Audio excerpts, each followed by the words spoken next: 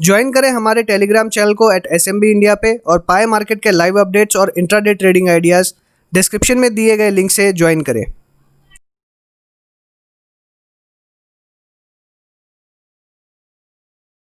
Hello friends, welcome to Life Advisors. आप सभी का स्वागत है हमारे चैनल पे। आप देखना शुरू कर चुके हैं निफ्टी के 50। जो लोग चैनल से नहीं जुड़ रहे हैं उन्हें बता दें हम क्या डिस्कशन करने वाले हैं। हम डिस्कस करेंगे निफ्टी के आज का ट्रेंड, निफ्टी में आने वाले दिन का ट्रेंड, साथ ही डिस्कस करेंगे FIIDS के डेटा, ऑप्शन चेन एनालिसिस और निफ्टी के पूरे 50 स्टॉक्स के एनालिसिस। 25 से 30 मिनट के अंदर हम ये पूरा वीडियो कंप्लीट करने की कोशिश करेंगे। आशा करता हूँ वीडियो आपको जरूर पसंद आएगी। अगर आपने बैंक निफ्टी का वीडियो अभी तक नहीं दिया तो डिस्क्रिप्शन बॉक्स में लिंक दी, वहां से आप देख सकते हैं, या इस वीडियो के एंड में आपको वीडियो कार्ड मिल जाएगा जहां से आप क्लिक करके देख सकते हैं। तो चलिए आगे बढ़ते हैं और शुरू करते हैं हमारा आज का वीडियो। निफ्टी की अगर बात करें, आज है थर्सडे 22 अक्टूबर का दिन और एकदम फ्लैट ट्रेडिंग हमको देखने के लिए मिली। आज एक्सपायरी का दिन था तो 11,900 का जो रेजिस्टेंस है वो काम करते हुए नजर आया और एग्जैक्टली उसके नीचे क्लोज होते हुए नजर आ रहा है। और कैंडल जो बनाई है वो डोजी बनाई है और क्लियरली देख सकते हैं कि जिस जगह पे ओपन हुआ लगभग उसी जगह पे मार्केट क्लोज होते हुए नजर आया। लो बनाया 11,823 का और हाई बनाया 11,939 का। तो हमने कल भी ये डिस्कस किया था कि हमें जो मार्केट का ट्रेंड है 11,950 से लेकर 11,800 के बीच में देखने मिल सकता है और एग्जैक्टली उसी रेंज के अंदर में ये ट्रेडिंग होते हुए हमको देखने मिल रही है। अगर हम इसके ओवरऑल ट्रेंड की बात करें, अभी तो साइडवेज चलते हुए नजर आ रहा है। लास्ट 3-4 दिन से हम देखें तो एकदम डोजीज बना रहा है, जिसका मतलब है कि एग्जैक्टली डायरेक्शन जो है मार्केट का वो क्लियर नहीं है कि मार्केट को किस तरफ जाना है। अभी ये डायरेक्शन कैसे क्लियर होगा? ये क्लियर होगा अगर इसे रिवर्सल लेना है तो जो आज रिवर्सल का मैं कह सकता हूँ एक कंफर्मेशन टाइप का हमें मिला है। अब एग्जैक्टली सिंस ये डोजी बना के फिर से आज इसने कंफ्यूज कर दिया, अगर इसने प्रॉपर कैंडल बनाता तो डेफिनेटली हम कह सकते थे कि ट्रेंड रिवर्सल हो गया है। हालांकि आज की गिरावट से ट्रेंड रिवर्सल का कंफर्मेशन हमको जरूर मिल रहा है, बट अभी भी कहना ये एग्जैक्टली कि क्या मार्केट यहाँ से गिरेगी या बढ़ेगी ये थोड़ा डिफिकल्ट होगा, क्योंकि इसने आज यहाँ पे डोजी बनाई है और 11,900 के आसपास ही क्लोजिंग दिखाई है। और साथ ही 12,000 जब तक पार नहीं करता तब तक एक वापस से जो अपसाइड मूवमेंट है वो देखने नहीं मिलेगा। और नीचे का लेवल जो है वो 11,600 के आसपास अभी कैप्ड रहेगा, क्योंकि 11,600 के ऊपर में बहुत ही जबरदस्त सपोर्ट दिखाई दे रहा है। इसलिए अभी हम कह सकते हैं कि एक साइडवेज मूवमेंट इसके अंदर में देखने मिल सकता है। एक छोटे रेंज के अंदर ट्रेडिंग देखने मिल सकती है। 12,000 से लेकर नीचे में 11,700 और 11,600 तक के लेवल्स देखने मिलेंगे और इसी के बीच में कंसोलिडेशन हो सकता है। गिरावट शुरू होगी 11,600 के बाद में और तेजी शुरू होगी 12,000 के बाद में। इसलिए हम कह सकते हैं कि इस रेंज के अंदर में ट्रेडिंग हमको कुछ दिन के लिए देखने मिल सकती है। बट आज का जो मार्केट है उसके हिसाब से हम कह सकते हैं कि जो प्रेशर है अपसाइड में डेफिनेटली बना हुआ है और नीचे में सपोर्ट भी बना हुआ है। इसलिए जब भी नीचे जाएगा एक बाइंग इंटरेस्ट आ सकता है। लेकिन मेरा मानना है कि ऑलरेडी स्टॉक्स जो है वो काफी अच्छे रिटर्न्स दे चुके हैं, स्पेशली जो फ्रंटलाइन स्टॉक्स हैं वो काफी अच्छे रिटर्न दे चुके हैं। इसलिए एक कॉशियस व्यू रखना चाहिए और अपने प्रॉफिट्स बुक करते रहना चाहिए। और प्रॉफिट बुक करके मुझे लगता है कि वो कहीं ना कहीं और सेक्टर्स में या फिर ऑन कैश भी रहना चाहिए, वो ज़्यादा बेटर रहेगा। इंट्राडे ट्रेड्स करें तो वो ज़्यादा बेटर रहेगा। कल की अगर बात करें तो कल का भी लेवल मुझे लगभग 11,800 पे तो बहुत इंपॉर्टेंट सपोर्ट दिखाई दे रहा है और ऊपर में वही 11,950 का ही मुझे रेजिस्टेंस दिखाई दे रहा है। 11,950 के ऊपर जाएगा तो 12,000 एक हर्डल मिलेगा। अगर ये इसके ऊपर क्लोज होने में सक्सेसफुल रहेगा तो फिर तेजी का माहौल बन सकता है, तो हम तेजी का ही मूड बना के चलते हुए नजर आएंगे। और वही अगर 11,800 ब्रेक करता है तो हो सकता है कि फिर आपको फर्दर गिरावट देखने मिले, हो सकता है 11,700 के लेवल्स भी देखने मिले। इसलिए 11,800 के नीचे अगर जाता है और क्लोज होता है तो डेफिनेटली हम सेलिंग करके ही चलेंगे और 11,700 11,600 के आसपास फिर से अपने शॉर्ट्स कवर कर लेंगे। और कर की रेंज जो है वो 11,800 से 11,950 की रह सकती है। चेंज इन ओपन इंटरेस्ट की अगर बात करें तो मैक्सिमम आज नई कॉल राइटिंग जो है 12,500 पे देखने मिल रही है और 12,000 के ऊपर में देख रही है। साथ में 11,900 पे भी हमें कॉल राइटिंग देखने मिल रही है, बट वहाँ पे पुट राइटिंग भी अवेलेबल है। हालांकि कॉल राइटिंग ज़्यादा होते दिखाई दे रही है, इसलिए एक रेजिस्टेंस इमीडिएटली बनते हुए नजर आ रहा है और उसके ऊपर में भी इमीडिएटली अवेलेबल है। और वहीं नीचे सपोर्ट भी बनते हुए नजर आ रहा है 11,800 पे, तो 6 लाख कॉन्ट्रैक्ट्स की यहाँ पे भी पुट राइटिंग देखने मिल रही है। तो डेफिनेटली अगर देखें तो ये फिर से एक साइडवेज पैटर्न ही यहाँ पे बनते हुए नजर आ रहा है, क्योंकि ऊपर में रेजिस्टेंस नीचे में सपोर्ट दोनों ही इमीडिएटली बनते हुए नजर आ रहे हैं। तो एक फिर से जो एक छोटे से रेंज में ट्रेडिंग है जो हमने डिस्कशन करी 11,800 से लेकर 11,950 की, वहीं पे देखने के लिए मिल सकती है। क्यूमुलेटिव ओपन पोजीशंस को अगर हम देखें तो यहाँ पे मैक्सिमम OI कॉल्स में दिखाई दे रही है 12,500 पे, और उसके बाद में सेकेंडली दिखाई दे रही है 12,000 के आसपास में। और वहीं पे अगर नीचे की तरफ देखें तो मैक्सिमम OI हमको बहुत ही नीचे 10,500 पे देखने मिल रही है, और फिर उसके बाद में 11,500 पे, और फिर 11,000 के लेवल्स पे, तो 11.5 के लेवल्स पे। तो यहाँ पे अच्छी OI देखने मिल रही है। बट डेफिनेटली हम देखें अगर तो पुट्स ज़्यादा दिखाई दे रही है in comparison to calls, but puts जो है वो बहुत ही स्कैटर्ड है और कॉल जो है वो एक ही जगह कंसंट्रेटेड है, इसलिए इमीडिएटली रेजिस्टेंस अवेलेबल है, इसके अंदर में कोई डाउट नहीं है। 12,000 पे सबसे ज़्यादा हाईली ओपन इंटरेस्ट दिखाई दे रहा है, तो ये एक रेजिस्टेंस डेफिनेटली है और इसके ऊपर मार्केट नहीं जाएगा, ये यहाँ से मुझे समझ में आ रहा है। तो 11,950 तक का लेवल जो है वो कैप्ड रह सकता है, ये जैसा हमने डिस्कशन किया वैसा ही है। वहीं इमीडिएटली देखें तो 11,800 पे देखेंगे तो कॉल और पुट दोनों ही अच्छी क्वांटिटीज़ में देखने मिल रही है, और 11,700 पे पुट ज़्यादा हेवी दिखाई दे रहे हैं, इसलिए नीचे के लेवल्स ही ज़्यादा दिखाई दे रहे हैं रेदर देन अपसाइड। क्योंकि अगर हम 11,800 और 11,900 पे अगर कॉल राइटिंग कंपेयर करें तो बहुत ज़्यादा सिग्निफिकेंट डिफरेंस कॉल और पुट में नहीं है। तो एक प्रेशर जो है वो डेफिनेटली इस जगह पे बिल्ड हो रहा है 11,700-800 के आसपास में, और हो सकता है कि यहाँ पे आपको जैसे ही थोड़ी सी गिरावट हो तो एक प्रेशर आता हुआ दिखाई दे और फिर से ओपन इंटरेस्ट जो है कॉल्स का है वो बढ़ता हुआ नजर आए। डेफिनेटली मुझे यहाँ पे थोड़ा सा बेरिश पोजीशंस बिल्कुल नजर आ रही है, और 11,800 से लेकर जो हमारी रेंज है 11,900 से 950 तक की मैक्सिमम ये मुझे नजर आ रही है। 11,800 के नीचे भी जा सकते हैं 11,700 तक, ये भी पॉसिबिलिटी है, बट डेफिनेटली ओवरऑल मुझे डाउन ट्रेंड ही फिलहाल नजर आ रहा है। FIDI के कैश मार्केट की अगर बात करें तो FIIs अभी एग्रेसिवली बाय कर रहे हैं, वहीं पे DIs एग्रेसिवली सेल कर रहे हैं, और यहाँ पे जो क्वांटम है वो थोड़ा सा FIIs का कम होते हुए नजर आ रहा है, DIs का क्वांटम सेलिंग का बढ़ते हुए नजर आ रहा है। तो हो सकता है कि कहीं ना कहीं FIIs भी सेलिंग प्रेशर क्रिएट करना शुरू कर दें। अगर वो बाइंग भी नहीं करते हैं तो मार्केट में सेलिंग प्रेशर बढ़ता हुआ नजर आ सकता है, और सिंस ये फ्राइडे का दिन है तो मुझे लगता है कि ये बाइंग इंटरेस्ट थोड़ी कम रहेगी, इसलिए हमको गिरावट देखने के लिए मार्केट में मिल सकती है। अगर FIIs के हम इंडेक्स फ्यूचर ऑप्शन की बात करें या स्टॉक फ्यूचर ऑप्शन की बात करें तो इंडेक्स फ्यूचर्स में 150 करोड़ का बाय किया है, स्टॉक फ्यूचर्स में 136 करोड़ का बाय किया है, इंडेक्स ऑप्शंस में 823 करोड़ का बाय किया है, नेट में 1113 करोड़ का बाय किया है। इंडेक्स फ्यूचर्स में हम जब भी देखते हैं कि ये बाय या सेल करते हैं उस दिन इमीडिएटली मार्केट अप या डाउन खुलता है, तो यहाँ पे अगर मुझे बाइंग दिख रही है तो मैं यहाँ पे कह सकता हूँ कि आपको मार्केट एक बार हो सकता है कि प्लस में खुलती हुई नजर आए, बट हो सकता है ऑप्शन में अगर देखें तो 823 करोड़ का बाय किया है तो वहां पे हेज भी उन्होंने क्रिएट किया होगा, तो हो सकता है कि अपसाइड ले जाने के बाद में वापस आपको मार्केट नीचे आती हुई नजर आए। इसलिए ऊपर में 11,950 और नीचे में 11,800 जो हमने डिस्कशन किया वही रेंज, यहाँ से सारी जगह से कंक्लूजन मेरा यही निकल रहा है कि ऑलरेडी जो पैटर्न जो लास्ट 2 दिन से हम जो रेंज देख रहे हैं वही रेंज के अंदर में ट्रेड होते हुए नजर आएगा। बात करेंगे निफ्टी के स्टॉक्स की एक करके अल्फाबेटिक वे में डिस्कस करेंगे। तो सबसे पहला स्टॉक आ रहा है अदानी पोर्ट्स का। अदानी पोर्ट्स ने आज फिर से 360 का लेवल क्रॉस करने की कोशिश करी, बट 360 के ऊपर क्लोज नहीं हो पाया।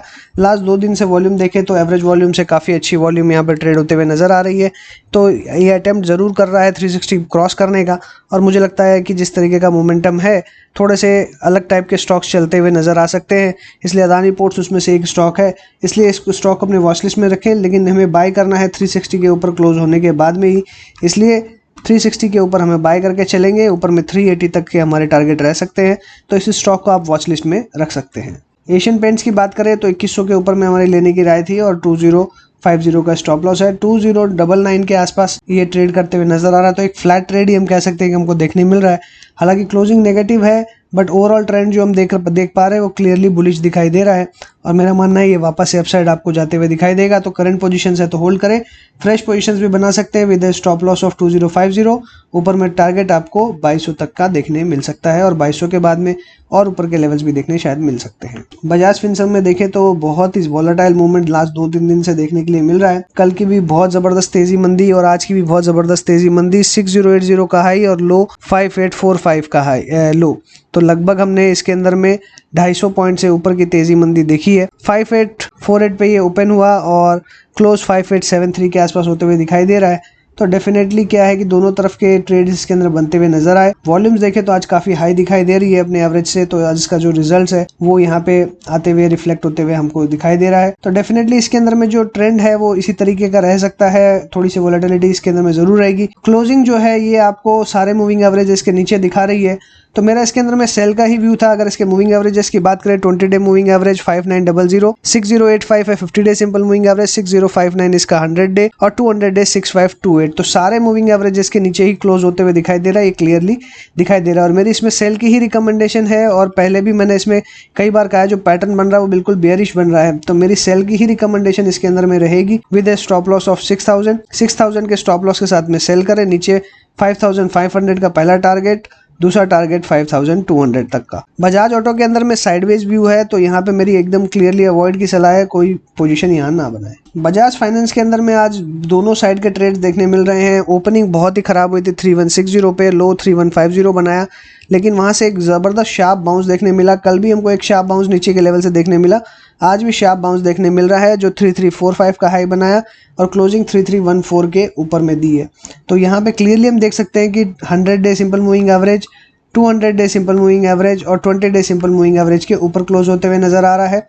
अब ये मूविंग एवरेजेस एक ही जगह आ चुके हैं, तो हमें वॉलेटिलिटी डेफिनेटली देखने मिलेगी और एक छोटे से रेंज के अंदर ट्रेड देखने मिल सकता है। ऊपर में रेजिस्टेंस अभी आपको देखने मिलेगा 50 डे सिंपल मूविंग एवरेज का, तो ये बहुत इंपॉर्टेंट रेजिस्टेंस नहीं है, क्योंकि ऑलरेडी इसने जो बाकी एवरेजेस है वो क्रॉस कर लिए और बहुत ही बुलिश कैंडल यहाँ पे बनाई है, और हम कह सकते हैं कि बुलिश एनगल्फिंग कैंडल बनाई है रैदर। इसलिए यहाँ पे जो चार्ट पैटर्न यहाँ पे इन्वर्टेड कप का था थोड़ा सा डिस्टॉर्टेड होते हुए नजर आ रहा है, लेकिन अगर कल फिर से गिरावट दिखाता है तो आपको एकदम कंफर्मेशन मिलेगा कि जो हमारा कप बनने वाला है वो इंटैक्ट है, और फिर आप इसमें फिर से 3200 के बाद में सेलिंग करके चल सकते हैं। अभी तक 3200 के नीचे क्लोजिंग नहीं दी है इसने, ज़रूर 3200 के नीचे गया है, बट क्लोजिंग इसने 3200 के नीचे अभी तक नहीं दी है। तो 3200 के नीचे क्लोजिंग देने पे हम सेल करके चलेंगे। पहला टारगेट 3000 का, 3000 के बाद में 2800 तक के लेवल्स देखने मिल सकते हैं। भारतीय एयरटेल के अंदर में जैसा हमने डिस्कस किया था कि इसके अंदर में एक अपसाइड मूवमेंट हमको देखने मिलेगा। लास्ट 3 दिन से देखें तो एवरेज वॉल्यूम के आसपास ही ट्रेड होते हुए नजर आ रहा है और अच्छी अपसाइड हमको देखने मिली है। और मेरे क्लियरली 440 के आसपास, 460 के स्टॉप लॉस के साथ में 460 का स्टॉप लॉस, 440 के आसपास सेल करना है वापस, और फिर वापस हमको 400 तक के टारगेट देखने मिलेंगे। रिस्क रिवॉर्ड फेवरेबल है और यही ट्रेड इसमें मुझे समझ आ रहा है। बीपीसीएल के अंदर में 350 के नीचे ही ये क्लोज होते हुए दिखाई दे रहा है। 360 350 एक इंपॉर्टेंट हर्डल जोन है, और यहाँ पे जिस तरीके कैंडल बनी है वापस ही लग रहा है कि अपसाइड कोशिश करेगा ब्रेक करने की, बट 360 मेजर हर्डल है, इसलिए अभी बाय करने की कोई सलाह नहीं है। अभी इस स्टॉक से थोड़ा सा दूर रहें, अवॉइड करें इसे, तो ज़्यादा बेटर रहेगा। ब्रिटानिया के अंदर देखें तो 2 दिन की ज़बरदस्त गिरावट के बाद में थोड़ा सा अपसाइड इसके अंदर देखने मिल रहा है। वॉल्यूम्स भी आज बहुत अच्छी शार्प दिखाई दे रही है, और मुझे लगता है ये वॉलेटिलिटी का जो दौर है ये काफ़ी चलने वाला है। और जिस तरीके की ये कैंडल आज बनी है तो एक रिवर्सल का संकेत दे रही है, और इसके अंदर में अपसाइड आ सकती है। तो वापस आपको 3500 तक के लेवल्स और 3500 के ऊपर में 3600 तक के लेवल्स देखने के लिए मिल सकते हैं। तो ऊपर में टारगेट 3500 3600 का रहेगा। स्टॉप लॉस यहाँ पे फिलहाल 3400 का रख के हम काम कर सकते हैं, बाय करके चलेंगे इसे, और वापस हमें 3500 से 3600 तक के लेवल्स देखने मिल सकते हैं। सिप्ला के अंदर मेरा क्लियरली सेल का व्यू था, मेरा सेल का व्यू अभी भी इसमें बरकरार है। इसमें आप सेल करके चले, 720 680 तक के टारगेट देखने मिल सकते हैं। और यहाँ पे स्टॉप लॉस जो है वो हम अराउंड 770 का रख सकते हैं।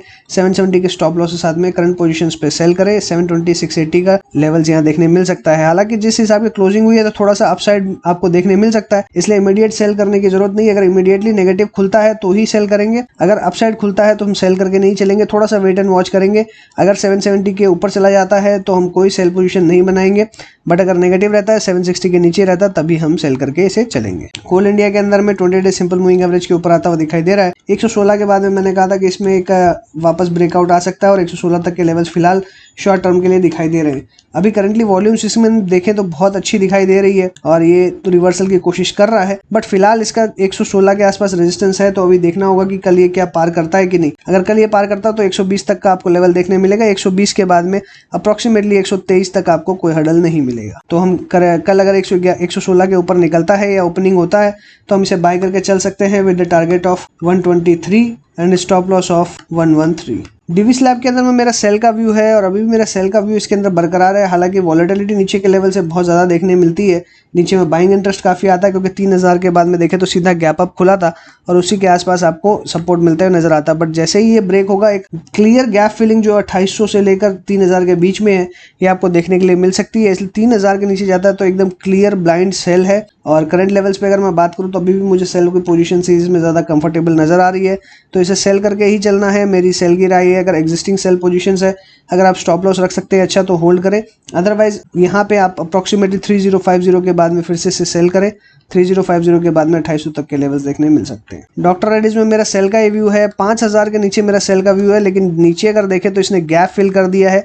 अभी जो गैप फिल हुआ है इससे एक रिवर्सल इसमें हो सकता है, इसलिए मेरा मानना है कि अभी इसके अंदर में अब शॉर्ट पोजीशंस कोई ना बनाए, सेल पोजीशंस अगर हैं तो एग्जिट कर ले, क्योंकि इसने लो बना दिया है 4831 का, हाई बनाया 5044 का और क्लोजिंग दी है 5022 के ऊपर में। तो नीचे के लेवल से बहुत ही शार्प बाउंस देखने मिल रहा है, तो यहाँ से एक रिवर्सल आपको देखने मिल सकता है। तो शॉर्ट पोजीशंस जो है वो एग्जिट कर ले और अभी फिलहाल लॉन्ग पोजीशंस के लिए वेट करें। आयशर मोटर के अंदर में गिरावट देखने के लिए मिल रही है और इसमें भी सेल की राय थी, 2100 तक के लेवल देखने मिल सकते हैं, बट बहुत ज्यादा रिस्क रिवॉर्ड यहाँ पे देखें तो फेवरेबल नजर नहीं आ रहा है, तो अवॉइड करें, ज्यादा बेटर रहेगा। गेल में हमने डिस्कस किया था कि 90 रुपए तक के लेवल्स देखने मिल सकते हैं, तो कंटिन्यूसली अपसाइड दिखा रहा है, अभी भी मोमेंटम लग रहा है 90 रुपए तक के लेवल्स देखने मिल सकते हैं।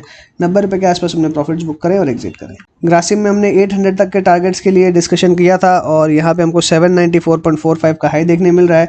अगर प्रीवियस कैंडल देखें तो एग्जैक्टली वहीं पे आते हुए दिखाई दिया, तो यहाँ पे थोड़ा सा एक सिचुएशन जो है एग्जिट का बनता है, तो मेरा ऐसी राय रहेगी कि इसके अंदर में अब एक बार आप प्रॉफिट बुक करके एंड एग्जिट कर सकते हैं तो ज़्यादा बेटर रहेगा। इसे प्रॉफिट बुक करें और एक बार एग्जिट कर लें। HCL टेक के अंदर में साइडवेज व्यू बनता है और क्लियरली साइडवेज ही चलते हुए नजर आ रहा है। एक छोटे से रेंज के अंदर ट्रेड कर रहा है 840 से लेकर 880 तक, इसके बीच कंसोलिडेशन देखने मिल रहा है।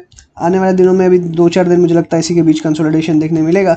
880 के ऊपर सेल बाय करेंगे और 840 के नीचे सेल। SDFC के अंदर में भी अभी कुछ देखें तो साइडवेज मूवमेंट आज देखने के लिए मिला हमको, एक डोजी टाइप ऑफ कैंडल बनते हुए नजर आ रही है। अभी कंटिन्यू इसके अंदर में इसी तरीके का पैटर्न रह सकता है, तो अभी फिलहाल फ्रेश कोई पोजीशन इसमें ना बनाए तो ज़्यादा बेटर रहेगा। SDFC लाइफ के अंदर में यहाँ पे सेल का व्यू बनता है, बहुत ही ज़्यादा डाउन ट्रेंड के अंदर ये चलते हुए नजर आ रहा है, लेकिन सिर्फ यहाँ पे 200 डे सिंपल मूविंग एवरेज का सपोर्ट है जो कि आपको 551.86 का देखने मिलेगा और ऊपर में रेजिस्टेंस आपको देखने मिल रहा है 577 और 582 और 570 पे। तो लगभग हम कह सकते हैं कि 575 से लेकर 580 की रेंज में एक बहुत ही स्ट्रॉन्ग रेजिस्टेंस है, तो इस रेंज में आने से सेलिंग देखने मिलेगी। और नीचे में सपोर्ट अवेलेबल है 550 के आसपास, और यहाँ पे सेल करेंगे तो बहुत ज़्यादा रिस्क रिवॉर्ड फेवरेबल नहीं होगा, क्योंकि 1:1 का ही बैठता है रेदर देन नेगेटिव ही बैठेगा, इसलिए अवॉइड करेंगे तो ज़्यादा बेहतर रहेगा। हीरो मोटोकॉर्प के अंदर में सेलिंग देखने के लिए मिल रही है और हमने इसमें डिस्कशन भी करा था कि इसको सेल करके चलना है और नीचे हमको 3000 तक के लेवल भी देखने मिल सकते हैं और 3080 तक के लेवल्स भी देखने मिल सकते हैं।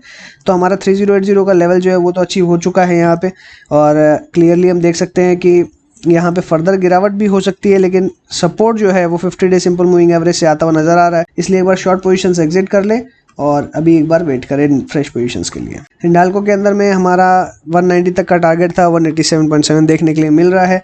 अभी यहाँ पे अगर देखें तो साइडवेज मूवमेंट थोड़ा सा आज नज़र आया पूरे दिन में, और क्लियरली यहाँ पे थोड़ा सा रिवर्सल का संकेत मिल रहा है, बट डेफिनेटली अभी मेरी एक बार एग्जिट की इसमें राय रहेगी कि प्रॉफिट बुक कर लें और एग्जिट कर लें तो ज़्यादा बेटर रहेगा। HUL के अंदर में एक अपसाइड मूवमेंट कंटिन्यूड है और 2200 के बाद इसमें एक ब्रेकआउट आएगा, तो 2200 के ऊपर निकलेगा तो ही हम बाय करेंगे, 2200 के ऊपर बाय करें। और एक हम यहाँ पे स्टॉप लॉस लगाएंगे अराउंड 2150 का, टारगेट ऊपर में रखेंगे हम 2400 तक का।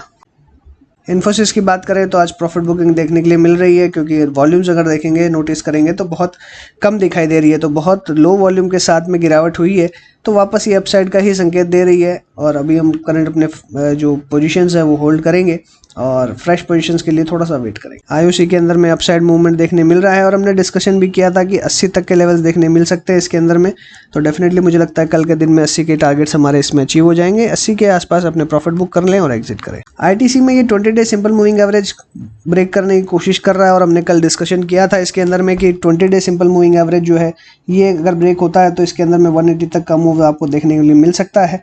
तो डेफिनेटली मेरी राय रहेगी इसके अंदर में आपको बाय करके चलना चाहिए। इसमें बाय करके चले, जैसे ही 20 day simple moving average break हो इसमें 170 के ऊपर बाय करें, 180 तक के लेवल्स देखने मिलेंगे। GSW स्टील में 325 के आसपास प्रॉफिट बुक करने की राय थी, यहाँ पे प्रॉफिट बुक कर लें और एग्जिट करें।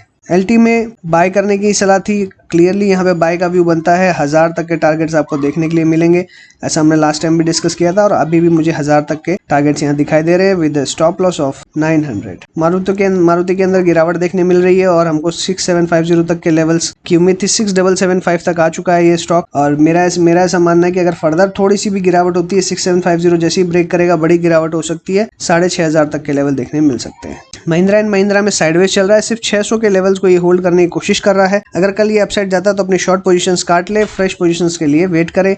बट अभी ओवरऑल ट्रेंड देखेंगे तो नेगेटिव टू साइडवेज ही नजर आ रहा है।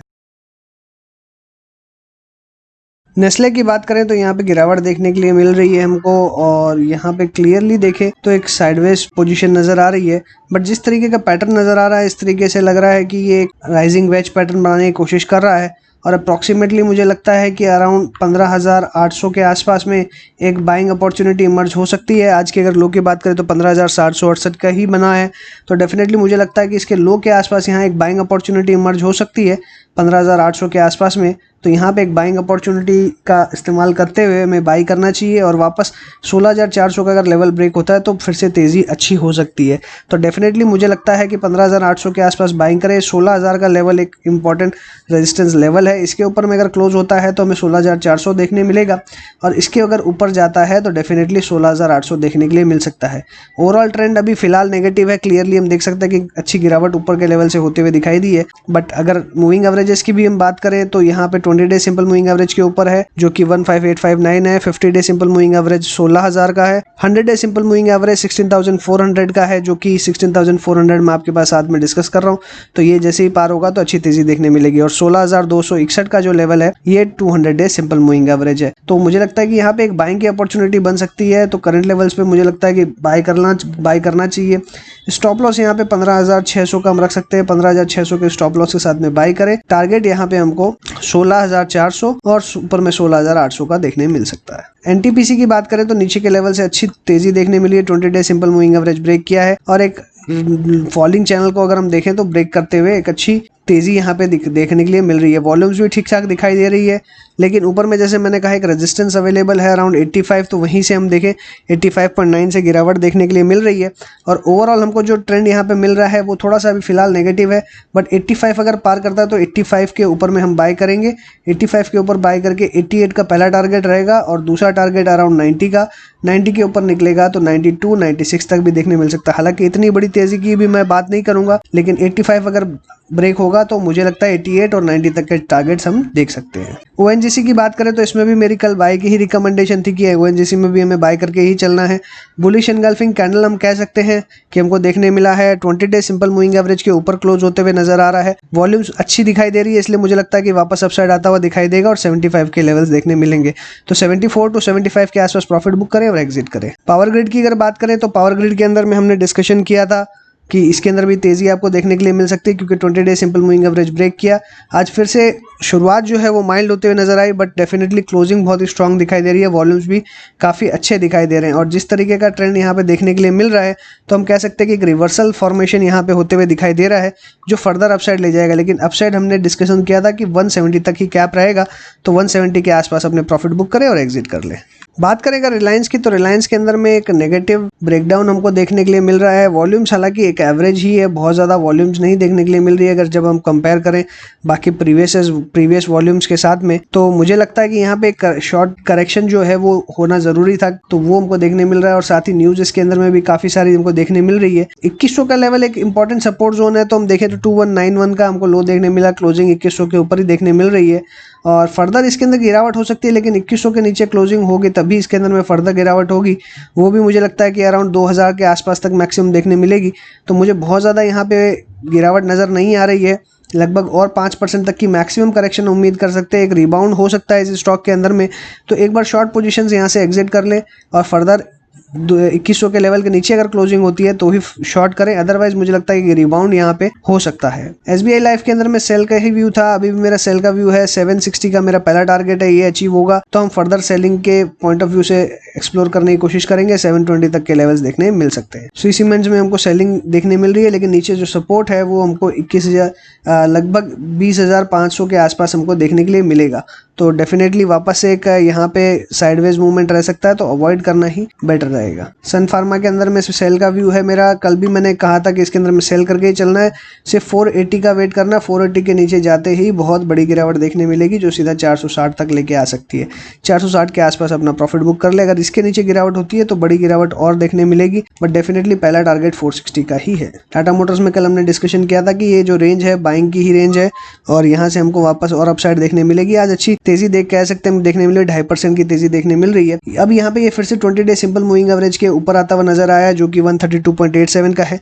ऊपर में 136.11 जो है वो 50 डे सिंपल मूविंग एवरेज, जो मुझे लगता है इजीली ब्रेक हो जाएगा अगर वॉल्यूम्स और ज्यादा कल शार्प होते हुए नजर आए। तो यहाँ पे मेरी बाई की ही रिकमेंडेशन है, पहले भी थी अभी भी है। 150 से 160 तक के लेवल्स देखने मिल सकते हैं। टाटा स्टील की बात करें तो 420 तक का लेवल हमने डिस्कशन किया था, 410 से लेकर 420 तक इस रेंज के अंदर में कहीं पे भी आता है तो प्रॉफिट बुक करके एग्जिट करें। तो मेरी यहाँ पे प्रॉफिट बुक करके एग्जिट करने की राय रहेगी कि प्रॉफिट बुक करें और एग्जिट कर लें इस स्टॉक से, और क्लियरली फ्रेश पोजीशंस के लिए थोड़ा सा वेट करें। टीसीएस के अंदर में देखें तो ये अपने आप को 20 डे सिंपल मूविंग एवरेज के एक्जैक्टली ऊपर में होल्ड करते हुए नजर आ रहा है। 20 डे सिंपल मूविंग एवरेज 2662 का देखने मिल रहा है, 2671 इसका क्लोजिंग लेवल है। अब यहाँ पे जो जिस तरह की कैंडल बनी है, एक रिवर्सल की कैंडल बनी है, अगर इससे वापस अपसाइड आता है जो मुझे लगता है कि कल हमको देखने के लिए मिलेगा, क्योंकि वॉल्यूम्स आज बहुत अच्छी देखने मिल रही है, तो डेफिनेटली अगर वापस अपसाइड आता है तो बड़ी तेजी इसके अंदर में देखने मिलेगी। तो मेरा बाय का ही व्यू है कि इसे बाय करके चले। 2700 से लेकर 2800 तक के इसमें वापस से टारगेट आपको देखने मिलेंगे और मेरा बाय का ही व्यू इसके अंदर में रहेगा। टेक महिंद्रा के अंदर देखें तो 20 डे सिंपल मूविंग एवरेज के साथ ही ये चलते हुए नजर आता है, इसी के आसपास ये ट्रेड करता है। तो यहाँ पे क्लियरली भी देखें तो फिर से 20 डे सिंपल मूविंग एवरेज के आसपास ही आता हुआ नजर आ रहा है। कल अगर ये अपसाइड जाता है तो मेरी बाय की सलाह रहेगी, और अराउंड 850 जैसे ये क्रॉस करेगा इसमें फिर से तेजी होते हुए दिखाई दे सकती है, और 880 तक के लेवल्स आने वाले दिनों के अंदर में फिर से देखने मिल सकते हैं। तो बाय करें करंट लेवल्स पे, और यहाँ पे स्टॉप लॉस हम रखेंगे जो कि बहुत ही छोटा है, अराउंड 822 का। टाइटन की बात करें तो यहाँ पे हमें कंसोलिडेशन देखने के लिए मिल रहा है, 1250 के ऊपर में ब्रेकआउट नहीं हो पा रहा है, बट वॉल्यूम्स अगर देखें तो ड्रॉप होते हुए नजर आ रही है, इसलिए एक कंसोलिडेशन का फेज चलते हुए नजर आ रहा है।